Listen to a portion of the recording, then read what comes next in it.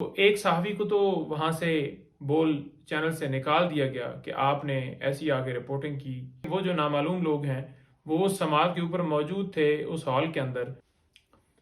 बिस्मिल्लाहिर्रहमानिर्रहीम। आज cipher case की फिर अडयाला जेल के अंदर समात है।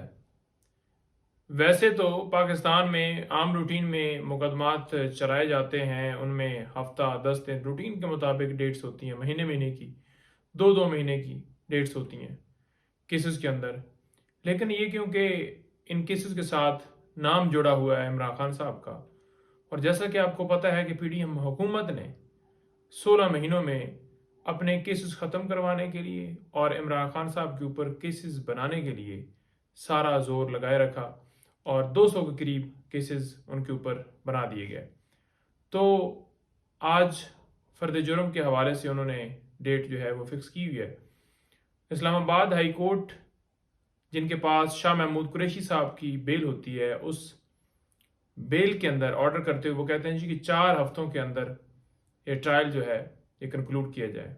क्या बाकी मुकदमात में भी यूं ही वो हदायत देते हैं कि 4 हफ्ते के अंदर ये ट्रायल कंक्लूड किया जाए? सवाल ये है। और दूसरा सवाल ये है कि जब इस्लामाबाद हाई कोर्ट ने ओपन ट्रायल का कह दिया कि ओपन ट्रायल होना चाहिए, तो क्या ये ओपन ट्रायल हो रहा है? किसी सूरत हम इसे ओपन ट्रायल नहीं मानते। उसकी रीज़न ये है कि ओपन ट्रायल आम कोर्ट के अंदर जब अदालत ने हुक्म दिया था कि खान साहब को पेश किया जाए, तो उसके ऊपर एक बहाना बनाया गया सरकार की तरफ से कि सिक्योरिटी खदशात हैं, खुफिया अदारों की कोई रिपोर्ट पेश की गई। तो हम समझ से बाहर थे कि वो रिपोर्ट जब हमने कहा कि हमें दिखाई जाए तो वो दिखाई भी नहीं गई। लिहाजा अदालत का हुक्म नहीं माना और अदालत फिर खुद चलकर अडयाला जेल के अंदर जो है वो चली गई।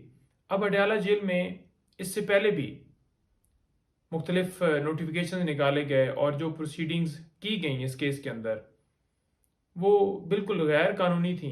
और वही बात हुई कि इस्लामाबाद हाई कोर्ट ने उन नोटिफिकेशंस को और उन तमाम प्रोसीडिंग्स को कलअदम करार देते हुए ट्रायल को दोबारा स्टार्ट किया है। तो अब दोबारा वही तरीकाकार किया जा रहा है, उसी तरीके से ट्रायल चलाया जा रहा है। जेल के अंदर जहां पर अदालत बनाई गई है वहां पर शीशे के जो केबन दीवारें बना दी गई हैं और हैरान है कि चूज करके मीडिया के 2-4 लोग कल भी लेकर गए हैं। आपने देखा कि लास्ट हियरिंग के ऊपर जब मीडिया गया तो उन्होंने आकर रिपोर्ट किया कि खान साहब तो बड़े डटे हुए हैं और पुरज़म हैं और उनके जो मैसेजेस थे वो कौम को बताए गए। तो एक सहाफ़ी को तो वहाँ से बोल चैनल से निकाल दिया गया कि आपने ऐसी आगे रिपोर्टिंग की क्यों की है। उनसे बल्कि बयान लेने की भी पूरी कोशिश की गई कि आप ये कहें कि मुझे कहा गया था और मैंने उनके कहने के ऊपर ये बयान दिया था, असल हकीकत नहीं है। तो उसने कहा जी मैं सहाफ़ती असूलों को अपनाते हुए बिल्कुल उस बात को एक्सेप्ट नहीं करूँगा और जो मुझे हकीकत लगी मैंने आकर बता दी। लिहाजा जो सहाफ़ी थे उनके ऊपर भी पाबंदी थी कल, आज भी हम यही देख रहे हैं कि आज भी ऐसे ही होगा। और उसी तरह वकला के ऊपर भी एक पाबंदी लगाएगी कि एक मखसूस तादाद, और फिर आम पब्लिक वो तो थी नहीं। कुछ लोग जैसा कि आपको पता है अकबर एस बाबर टाइप के या दीगर नामालूम लोग, तो उस तरह के लोग लाए जाते हैं, बिठाए गए। कल वो निकलते हैं तो उनसे पूछा जाता है, मीडिया वाला एक हमारा दोस्त पूछ रहा था कि आप बताएं जी कि आपका तल्लक किससे है, पीटीआई से है? कहते नहीं मेरा तल्लक तो पीटीआई से नहीं है। तो उन्होंने कहा फिर आप कैसे अंदर? उन्होंने कहा जी मैं वैसे सपोर्ट करता हूँ। भाई तल्लक नहीं है पीटीआई से तो सपोर्ट कैसे आप फिर करते हैं पीटीआई को? तो मतलब ये प्लांट किए लोग, आम पब्लिक पता नहीं कौन है, किधर से आए, किसने भेजे, बिठाए गए।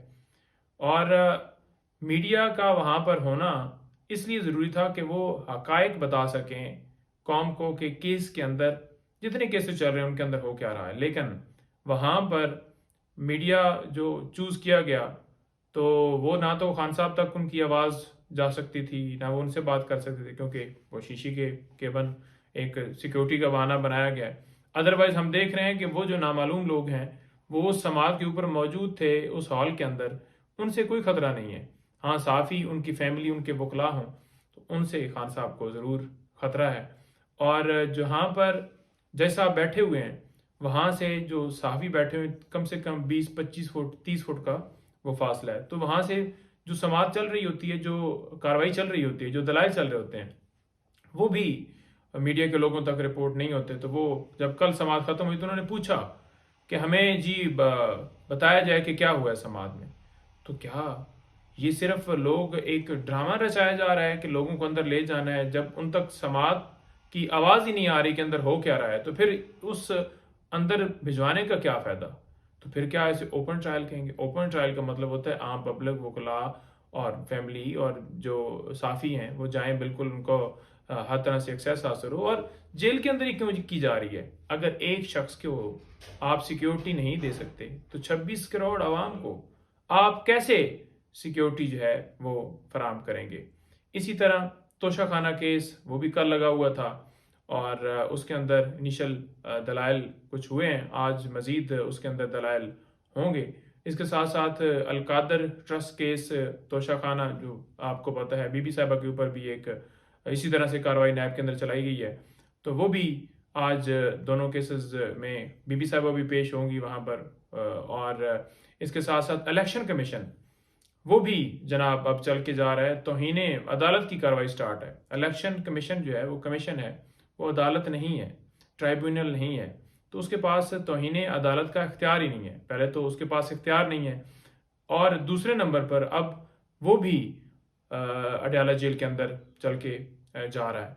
तो मेरा ख्याल में अब सिर्फ सुप्रीम कोर्ट और हाई कोर्ट ही रह गई है। बाकी तो हर जो है वो अदालत जो है या हर ट्राइब्यूनल या कोई भी जो है वो कोई कसर बाकी नहीं है कि कोई वहाँ पर जो है रह गया हो। तो इस तरह से ये कार्रवाई चलाई जा रही है। तो मज़ीद इंशाल्लाह नेक्स्ट वीडियो में बताऊँगा। Thank you.